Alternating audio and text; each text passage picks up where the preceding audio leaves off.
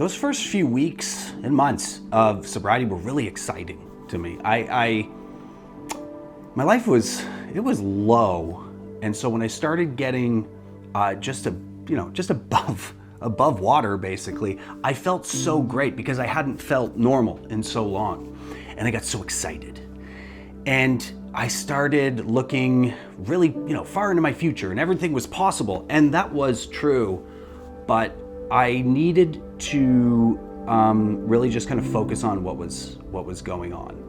What are just some short-term accomplishments that I can deal with. I made sure to not make any big life decisions early on in recovery.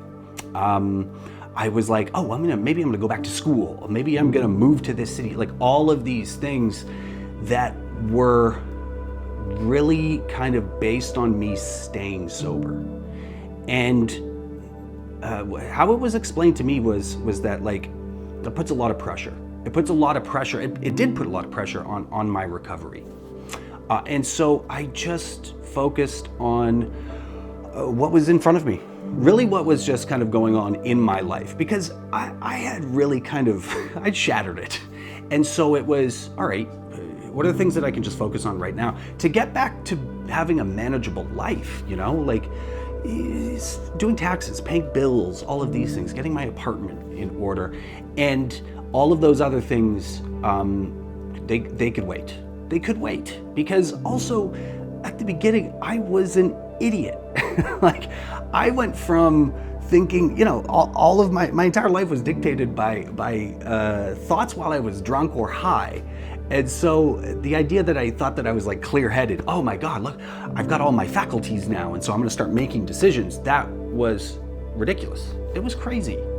I just learned to focus on what was right in front of me and aspired to do things later on. It wasn't okay, you can't do this.